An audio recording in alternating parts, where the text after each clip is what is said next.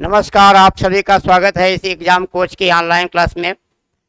आज का हिंदी का जो बिंदु चलेगा वो संधि है। तो आज का बिंदु जो आपके सामने आएगा वो संधि है। ध्यान दीजिएगा, संधि हिंदी की जड़ है। जिन व्यक्तियों को संधियां विधिवत आते हैं, आप समझिए उनकी हिंदी लगभग 60% तैयार है। और यदि आपको संधि ना आई तो इसका ये मतलब है कि हिंदी में सिर्फ आप रटेंगे। रटने का काम नहीं, सीखने और समझने का कार्य होना चाहिए। तो इसलिए संधि को बहुत ही ढंग से आप पढ़ेंगे। कई बार ये होता है, जैसे बहुत सी परीक्षाएं हैं, आप कहते हैं इसमें संधियां नहीं पूछी जाएगी। आप कहोगे आपका आरओ एआरओ में संधियां नहीं आती हैं, तमाम एग्जामिनेशन में संधियां नहीं आती हैं, लेकिन आरओ एआरओ में क्या पूछा जाता है? बर्तनी की शुद्धता।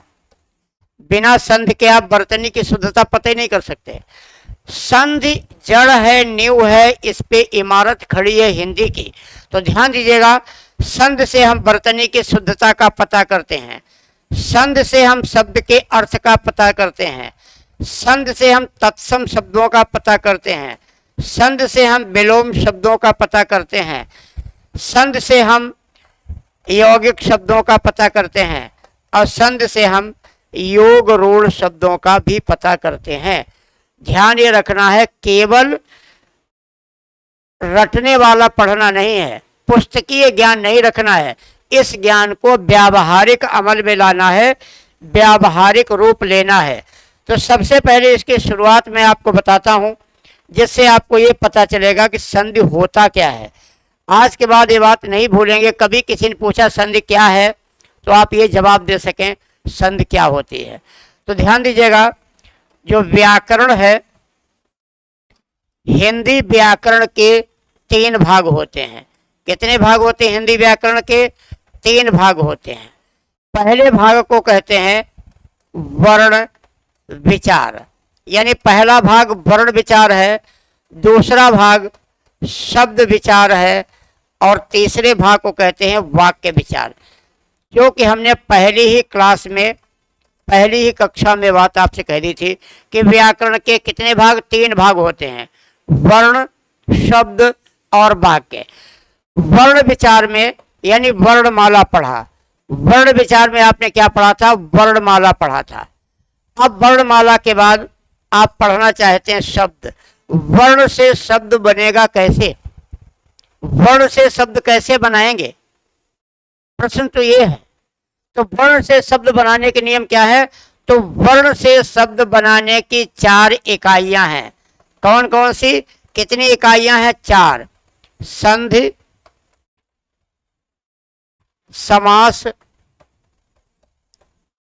उपसर्ग और प्रत्यय। यानी संधि, समास, उपसर्ग और प्रत्यय। अब जब भी कभी कोई ऐसा प्रश्न करे कि संधि क्या है, समास क्या है, उपसर्ग क्या है, प्रत्यय क्या है, तो आपका जवाब होगा ये शब्द निर्माण की इकाई है। क्या है? शब्द निर्माण की इकाई है। यानी इन्हीं के माध्यम से हम वर्णों को जोड़कर उन्हें शब्दों का रूप देते हैं, वर्णों को जोड़कर उन्हें शब्दों का रूप देते हैं। संधि के माध्यम से, इन सब के माध्यम, बता ध्यान दीजिएगा, संधि के माध्यम से 2 वर्ण आपस में जुड़ते हैं, समास के माध्यम से 2 शब्द आपस में जुड़ते हैं, उपसर्ग के माध्यम से शब्द के अर्थ में परिवर्तन किया जाता है, और प्रत्यय के माध्यम से शब्द के लिंग और वचन में परिवर्तन किया जाता है। सबका अपना अपना कार्य है, कौन सा क्या कार्य करेगा ये आपको ध्यान रखना है। तो संधि, समास, उपसर्ग और प्रत्यय, ये चारों क्या हैं? ये चारों जो हैं शब्द निर्माण की इकाइयां हैं। ये चीज आपको ध्यान में रखना है। उसके बाद आता है कि फिर शब्द तो हमने बना लिया, अब ध्यान ये रखना है कि शब्द से वाक्य कैसे बनेगा, यानी शब्द से वाक्य कैसे बनेगा। तो शब्द से वाक्य बनने के लिए कारक चिन्हों का प्रयोग किया जाता है। कारक चिन्ह, ध्यान दीजिएगा, लिखा जाता चिन्ह, अब बोला जाता चिन्ह। हिंदी को लिखते हैं देवनागरी लिपि में, यानी जो हम बोलते हैं वो भाषा होती है, जो लिखते हैं वो लिपि होती है। इसलिए कई बार हमारे उच्चारण में, हमारे बोलने में और उसी शब्द को लिखने में कुछ फर्क होता है, क्योंकि वो देवनागरी लिपि में लिखा जाता है और जो बोली जाती है भाषा। बोलने में व्याकरण का उतना महत्व नहीं है, व्याकरण का महत्व है शब्द को लिखने में। तो आज जो संधि का हमारा टॉपिक चलेगा, इस संधि के बारे में देखते हैं कि संधि क्या है।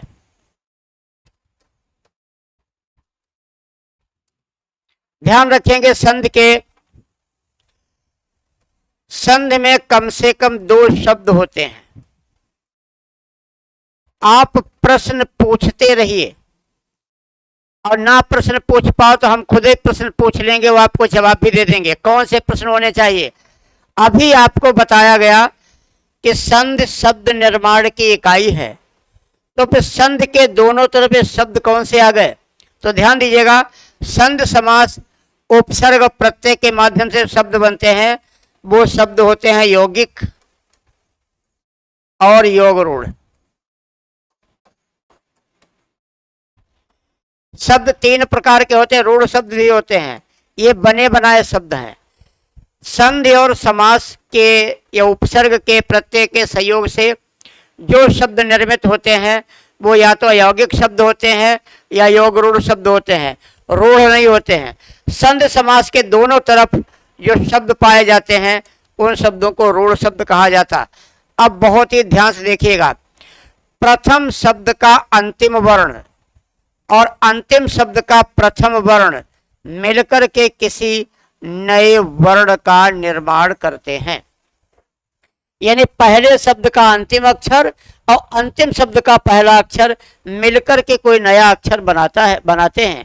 ध्यान रखिएगा, मुख्य रूप से इसके संयोग से कोई वर्ण बनता है, और इसमें अगर कोई स्वर है तो उसी स्वर का प्रयोग इस वर्ण पे कर दिया जाता है। ठीक है, और अगर कोई स्वर नहीं है, यानी अगर हो सकता है ये दोनों स्वर हो, अगर ये दोनों स्वर हो तो ये दोनों आपस में मिल जाएंगे और किसी नए स्वर का निर्माण कर लेंगे। इसमें अगर एक व्यंजन एक स्वर है तो जिस प्रकार का व्यंजन है, जैसा स्वर है उस पे उसी प्रकार का व्यंजन पे स्वर लग जाएगा। अच्छा, हो सकता है दोनों ही व्यंजन हो तो एक व्यंजन आधा रहेगा, एक व्यंजन पूरा रहेगा। ये आपको समय समय पर चीजें बता दी जाएंगी। और आप ध्यान क्या रखिएगा, सभी संधि युक्त शब्द तत्सम होते हैं, इनकी वर्तनी शुद्ध मानी जाती है। ये कुछ ऐसी चीजें हैं जो आप पर नोट रहने चाहिए। सभी संधि युक्त शब्द तत्सम है और इन्हीं की वर्तनी शुद्ध मानी जाती है। कई बार समाज में कुछ ऐसे शब्द प्रचलन में हैं जो व्याकरण सम्मत नहीं है। हम चूंकि व्याकरण पढ़ रहे हैं, इसे शब्द आपको व्याकरण सम्मत होने चाहिए। तो ये 2 वर्णों का मेल किया जा रहा है संधि में। तो अब देखते हैं, आता है कि संधि की अगर आपसे कहा जाए कि संधि शब्द को परिभाषित करिए, संधि शब्द की, तो परिभाषा क्या होता है? परिभाषा किसी भी बिंदु, किसी भी टॉपिक की एक जानकारी प्रदान करता है, उसके चारों तरफ की बातें प्रदान करता है। तो इसे परिभाषित करें, क्या परिभाषित करेंगे? 2 वर्णों के मेल से उत्पन्न विकार, एनसीईआरटी विकार लिखा होता है, 2 वर्णों के मेल से उत्पन्न विकार, लेकिन आप इसको क्लियर कर लीजिएगा, परिवर्तन। 2 वर्णों के योग से उत्पन्न विकार यानी परिवर्तन को संधि कहते हैं। 2 वर्णों के योग से उत्पन्न विकार को संधि कहते हैं। बहुत ध्यान से देखिएगा, 2 वर्णों के योग से क्या होगा? जो विकार होगा या परिवर्तन होगा वो संधि कहलाएगा। और अगर परिवर्तन नहीं है तो संधि नहीं होगी।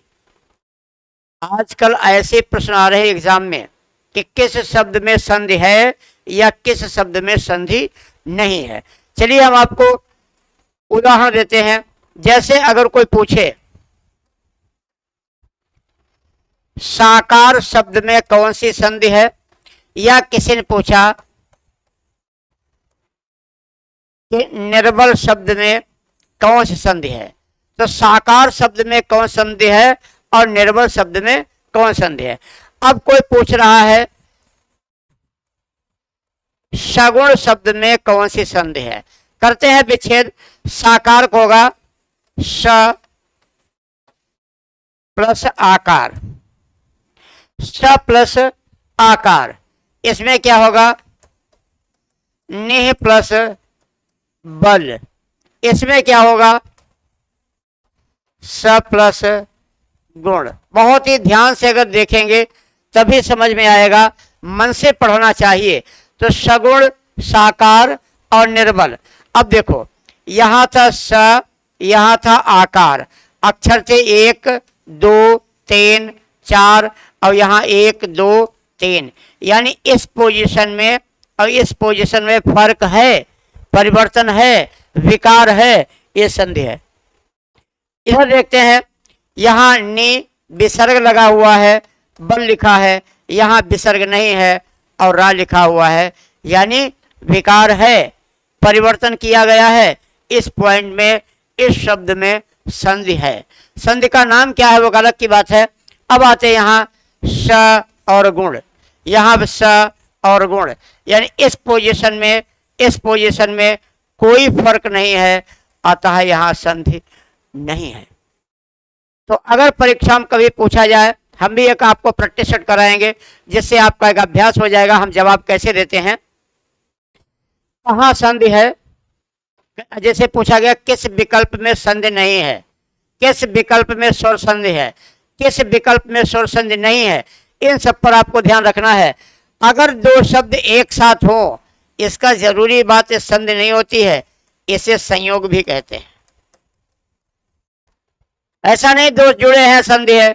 भाई एक होता है आप बाजार जा रहे हैं अपने पड़ोसी के साथ या किसी के साथ, प्री प्लानिंग है कि चलिए हम लोग बाजार चलते हैं, आप दोनों लोग साथ साथ जा रहे हैं, ये क्या था, संधि था, प्री प्लान था, समझौता था, कमिटमेंट था। दूसरा क्या है, आप बाजार के लिए निकले, कोई पड़ोस का मिल गया, बाजार जा रहे, चलो चलते साथ में, तो वो संधि नहीं है, वो संयोग है। यानी दोनों ही परिस्थितियों में आप दोनों लोग साथ साथ जा रहे हैं, एक परिस्थिति आपको संधि की ओर ले जा रही है और एक परिस्थिति संयोग, वो समास हो सकता है, संधि नहीं हो सकते।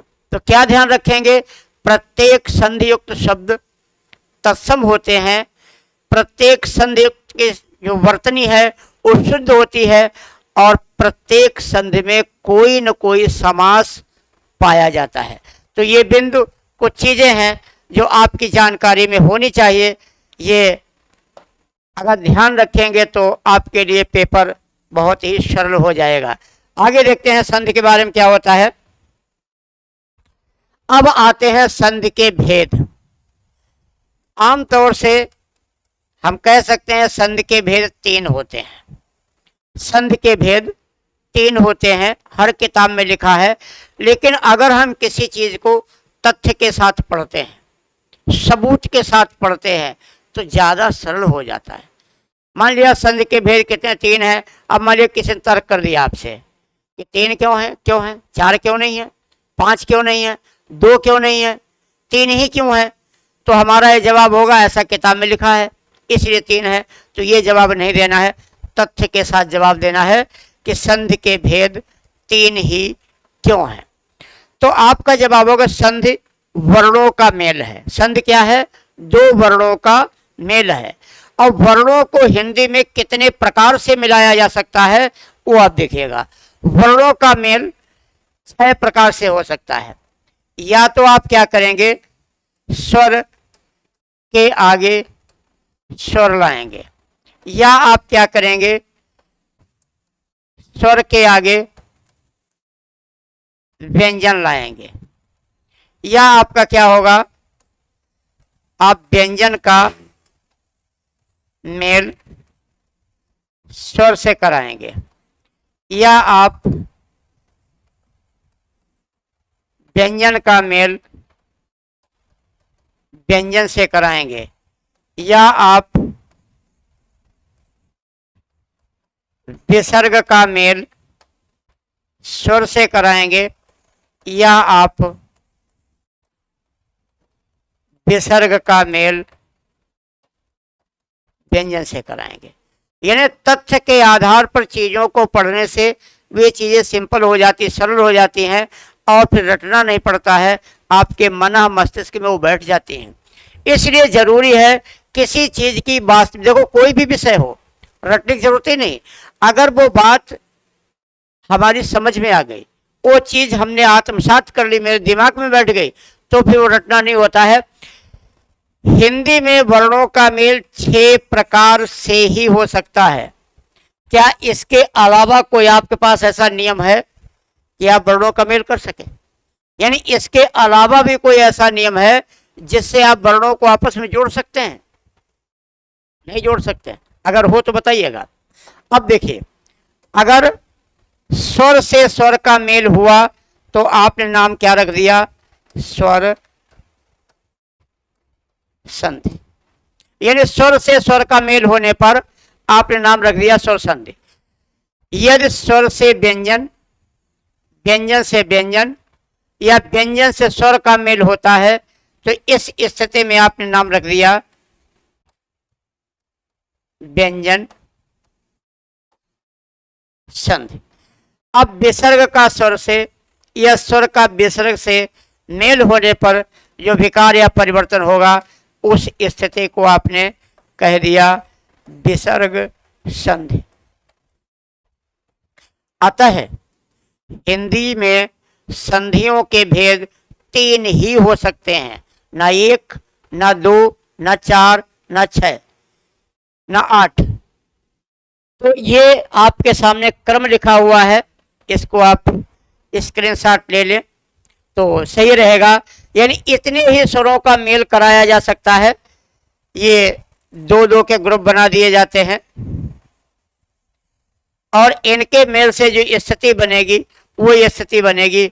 इसलिए कह दिया जाता है कि संधियों के भेद 3 ही हैं, स्वर संधि, व्यंजन संधि और विसर्ग संधि। यहां तक की बात क्लियर है तो एक संधि को लेते हैं, स्वर संधि को।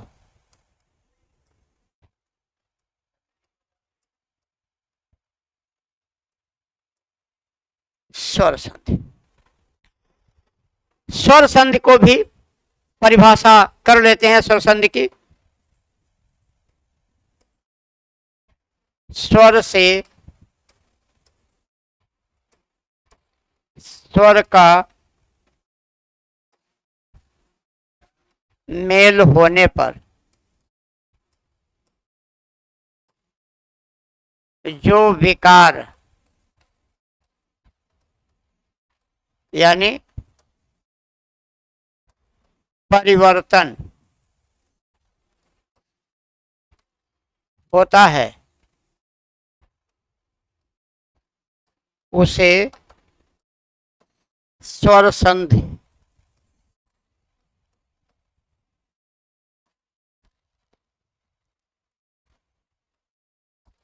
कहते हैं। यानी स्वर से स्वर का मेल होने पर जो विकार, जो परिवर्तन होता है उसे आप क्या कहते हैं? स्वर संधि कहते हैं। 2 वर्णों के मेल से उत्पन्न विकार तो वो संधि है। अब संधि के 3 भेद हैं, स्वर, व्यंजन और विसर्ग। तो स्वर से स्वर का अगर मेल होगा तो स्वर संधि, स्वर और व्यंजन के बीच मेल होगा तो व्यंजन संधि, अगर विसर्ग के आगे स्वर या व्यंजन आता है तो विसर्ग संधि आती है। तो ये थी परिभाषा स्वर संधि की। कौन सी परिभाषा, एक बार फिर क्लियर कर दीजिएगा कि स्वर से, जो मेन चीज है, स्वर से स्वर का मेल मिलान होने पर जो विकार यानी जो बदलाव, जो परिवर्तन होता है उसे आप क्या कहते हैं? उसे आप नाम देते हैं, स्वर संधि का नाम देते हैं। अब स्वर संधि के पूछा जाता भेद कितने हैं, तो स्वर संधि के 5 भेद होते हैं। जिस प्रकार संधि के भेद 3 ही क्यों हैं, इसके पीछे भी एक तथ्य है, इसके भी पीछे एक मान्यता है, इसके भी पीछे एक नियम है। वैसे ये संधि 5 ही क्यों है? ये भी 6 हो सकती थी, 7 हो सकती थी, कम हो सकती थी। तो इसके भी पीछे अपना लॉजिक है, क्योंकि स्वर 11 हैं और अगर उसके जोड़े बनाएंगे तो कितने बनेंगे? 5 ही बनेंगे। अब हम आपको इन संधियों को सबसे पहले एक ही लाइन में दिखाएंगे। संधि की शुरुआत में हम आपको एक टेबल बना के देंगे, एक ही लाइन में पांचों स्वर संधियां आ जाएंगी। स्वर संधि के पढ़ाने के अंत में भी एक आपको हम टेबल देंगे जिसमें भी पांचों संधियां एक साथ आ जाएंगी। तो परीक्षा के समय, एग्जाम देने जाते के समय एक ही लाइन देखेंगे, वो पांचों संधियों का जो कलेवर है, जो स्वरूप है, वो आपके सामने जरूर उपस्थित हो जाएगा। जितना बेहतर, सरल और सटीक तरीका हो सकता है वो तरीका हम आपको निःशुल्क पहुंचाने की कोशिश कर रहे हैं। बस आपका एक ही कार्य है कि आप इस चैनल को सब्सक्राइब करें, लाइक करें और अपने मित्रों को अवश्य बताएं। यदि आपको अच्छा लगे तो चूँकि जो खुशी होती है उसे बांटनी चाहिए, जो अच्छाइयाँ होती है उसे बांटनी चाहिए। तो लोगों तक बताएं, उन्हें समझाएं, दिखाएं, यदि आपको इससे कोई लाभ हो। तो देखते हैं एक ही लाइन में कैसे आप पांचों संधियों को समझ सकते हैं, वो चीज आप देखिएगा। पहले हम आपको वर्णमाला लिखते हैं। छोटा आ, बड़ा आ, छोटी ई, बड़ी ई, छोटा ऊ, बड़ा ऊ, री, ए, ऐ, ऊ और औ। ये सारे स्वर आपके सामने लिखे गए हैं। इन्हीं स्वरों से हम आपको सारी संधियों को मिला देंगे एक ही लाइन में। देखिए, प्रत्येक स्वर पहले स्वयं से मिलता है, प्रत्येक स्वर पहले स्वयं से मिलता है, तत्पश्चात अपनी ही जाति के स्वर से मेल करता है। पहले छोटा छोटा से मिला और फिर छोटा बड़ा से मिला। तो प्रत्येक स्वर पहले स्वयं से मिलता है, तत्पश्चात वो अपनी ही जाति के स्वर से मेल करता है। ये पहला नियम आपके सामने आया। ऐसी स्थिति उत्पन्न होने पर, यानी ऐसी स्थिति उत्पन्न होने पर ये स्थिति क्या बनेगी कि इससे बनेगा बड़ा आ, बड़ी ई और बड़ा ऊ। इस स्थिति को क्या कहा जाएगा? दीर्घ स्वर संधि। इस स्थिति का नाम आप रख देंगे दीर्घ स्वर संधि। यानी प्रत्येक स्वर पहले स्वयं से मिलता है, तत्पश्चात वो अपनी ही जाति के स्वर से मिलता है। इस स्थिति में जो आपके आगे स्थिति उभर कर आती है, वो स्थिति क्या बन जाती है? वो स्थिति बन जाती है बड़ा आ, बड़ी ई और बड़ा ऊ की, जिसका नाम क्या रखा गया? दीर्घ स्वर संधि। ये प्रक्रिया होने पर, इस प्रक्रिया के बाद इन स्वरों को 3 वर्गों में, 3 भागों में बांट दिया जाता है। आप चाहें तो अपनी सुविधा के लिए इनके बीच में प्लस का एक चिन्ह लगा सकते हैं, यानी आप एक इस प्रकार का चिन्ह बीच में लगा दीजिए या लगा सकते हैं। यानी 3 कैटेगरी में इसके बाद इनको आपको बांट देना है। अब देखिए क्या करना है।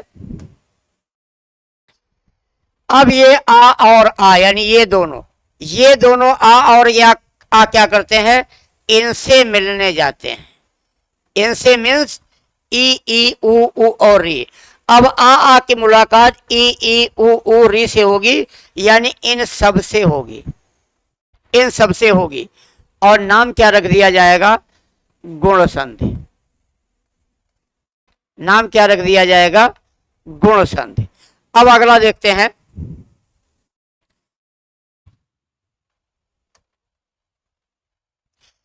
अब आ और आ ये दोनों कहाँ मिलते हैं? इनसे मिलने जाते हैं, यानी ए ऐ ओ औ से मिलने जाते हैं और नाम इनका रख दिया जाता है वृद्ध संधि। क्या नाम रख देते हैं? नाम इनका रख देते हैं वृद्ध संधि। इसके बाद क्या होता है?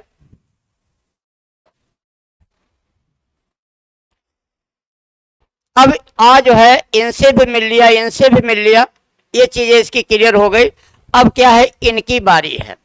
अब क्या करते हैं, यानी ये सभी इनसे भी मिलने जाते हैं और इनसे भी मिलने जाते हैं, यानी इनके इधर भी लोग रहते हैं, इनके इधर भी लोग रहते हैं, और इन्होंने नाम क्या रखा, यणसंधि। क्या नाम रखा, यणसंधि। इसके आगे देखते हैं। अब ये जो है इनकी बारी है, अभी इनको आगे मिलना है, तो ये क्या करते हैं, ये इन सबको एक साथ मिलते हैं, इन सबको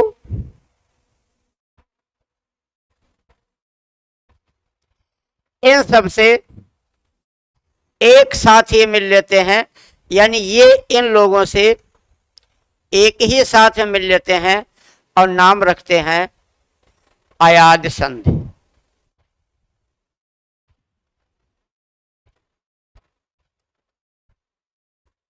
अयाद संधि। आप देखिएगा कि आपके सामने पांचों संधियां एक ही फ्रेम में दिखा दी गई हैं, एक ही लाइन में दिखा दी गई हैं। इनको लिखने के लिए 7-8 पेज लग जाते हैं, वहां पे संधियां लिखी जाती हैं। हम आपको संधियों के साथ केवल संधियां ही नहीं बताएंगे, जो दो शब्द हैं इनके अर्थ क्या है, इनकी शुद्धता क्या है, इनको कौन सी पाई मात्रा क्यों लग रही है, कैसे लग रही है, यानी पूरे तरीके और तकनीक के साथ वो चीज़ें आपको बताई जाएंगी। तो इसका आप स्क्रीनशॉट ले सकते हैं। अलग अलग कलर से इनको बताने की, समझाने की कोशिश की गई है। एक बार फिर मैं आपको इनको बता देता हूं। प्रत्येक स्वर पहले स्वयं से मिलता है, तत्पश्चात वो अपनी ही जाति के स्वर से मुलाकात करता है। यानी इसको एक बार फिर से आप समझ लीजिएगा। यानी यहां पहले क्या हुआ कि प्रत्येक स्वर पहले स्वयं से मिलता है और तत्पश्चात वो अपनी ही जाति के स्वर से मिलता है। ऐसी स्थिति में बड़ा आ बड़ी ई बड़ा ऊ की स्थिति उत्पन्न होती है और नाम क्या रख दिया गया, दीर्घ स्वर संधि। फिर आपने इनको एक मिला दिया, आ ई ऊ और री से मिलने गए और नाम क्या इनका रख दिया गया, गुण संधि। तत्पश्चात आ जो है ए ऐ ओ से मिलने गए और नाम रख दिया गया वृद्धि संधि। इसके बाद क्या हुआ कि अब इनका पूरा हो गया कोटा। अब ई ऊ री को था तो इनके इधर भी लोग रहते थे, यानी इनके इधर भी लोग रहते हैं, अब इनके इधर भी लोग रहते हैं। इस प्रकार ये आ से भी मिले, ए ऐ ओ से भी मिले और नाम इन्होंने क्या रख दिया, यण संधि। अब इनके पास आते हैं। अब इनको भी इन सब से, यानी ये दोनों लोग इनसे मिलने आए, ये दोनों ही कॉलोनी के लोग इनसे मिलने आए। अब इनका भी फर्ज बनता है कि ये भी दोनों कॉलोनियों के लोगों से जाकर के मिले, सामाजिकता यही कहती है।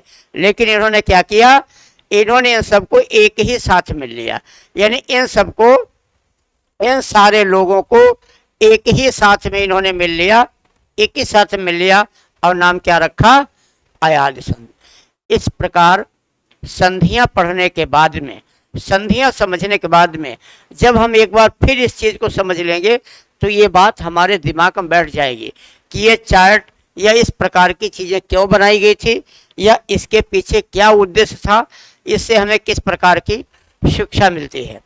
जब हमारी सारी संधियां पूरी हो जाएंगी, यानी संधि का पूरा भाग पूरा हो जाएगा स्वर संधियों का, तो फिर एक और हम आपको कॉलम बना के देंगे, वो कोई दूसरा कॉलम होगा, यानी ये अलग है, वो एक अलग समरी होगी।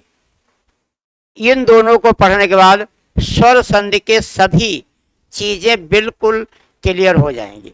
वो अलग बात है, इनमें सैकड़ों हजारों उदाहरण आते हैं। हम आपको जो भी उदाहरण देंगे वो विगत वर्षों की विभिन्न परीक्षाओं में पूछे गए हैं, उन्हीं शब्दों का हम उदाहरण देंगे। लेकिन शब्द तो बहुत से हो सकते हैं, या जो महत्वपूर्ण है, जो ऐसा लग रहा है निकट भविष्य में। देखिए, जो चीज़ इम्पोर्टेंट होती है, महत्वपूर्ण होती है, वो सदैव महत्वपूर्ण होती है। उन्हीं में से घुमा फिरा के, कभी कुछ इधर का पूछा, फिर आगे पूछा, उन्हीं को घुमा फिरा करके परीक्षक परीक्षा में आपसे पूछते रहते हैं। अब आते हैं इन संधियों को थोड़ा अलग अलग हमें पढ़ना है।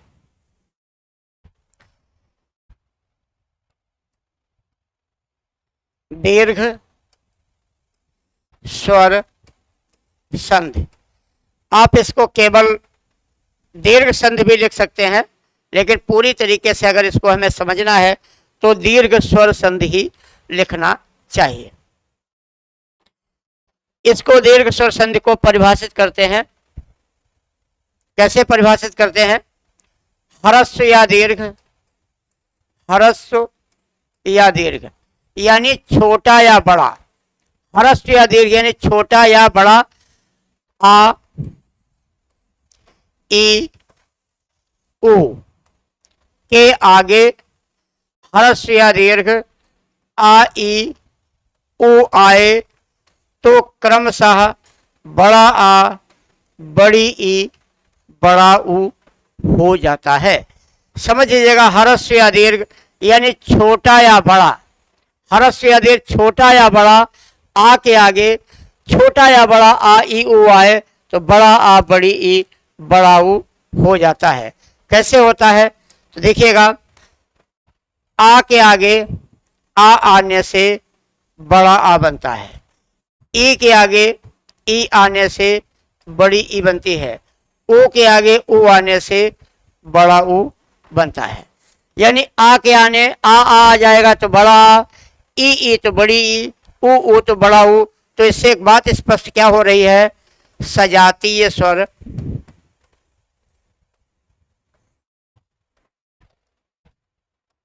दीर्घ हो जाते हैं। ये परीक्षा में प्रश्न आ चुका है, आप नोट कर लीजिएगा। क्या प्रश्न पूछा गया था? किस संधि में सजातीय स्वरों का मेल होता है?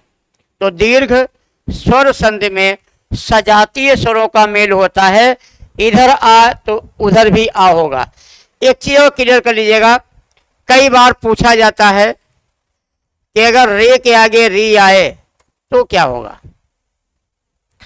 अब हिंदी में कोई बड़ी री होती नहीं है, हिंदी में री छोटी होती है, जैसे छोटा बड़ा, छोटी बड़ी, छोटा ऊ बड़ा ऊ, ए ओ औ, लेकिन री सिंगल है, वो भी लघु है। तो दो लघु री मिलने से कोई दीर्घ री तो बननी नहीं है। तो ऐसी कंडीशन मान लिया कहीं आ जाता है मात्र प्लस ऋण, मान लिया शब्द है मात्र प्लस ऋण, अब इधर भी री है इधर भी री है, तो क्या शब्द तो ऐसे बन जाएगा, शब्द बन जाएगा मातृण, शब्द तो बन जाएगा मातृण। लेकिन पूछा जाए इसमें संधि कौन सी है, तो इसमें दीर्घ संधि ही है। क्यों दीर्घ संधि है? क्यों दीर्घ स्वर तो नहीं बना, लेकिन जो सूत्र है, जो फार्मूला है, वो वही काम कर रहा है। कौन सा? सजातीय स्वर दीर्घ हो जाते हैं।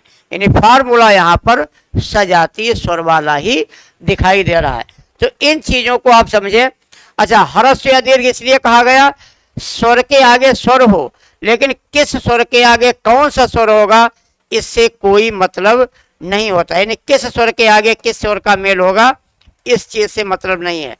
जैसे उदाहरण देखिएगा,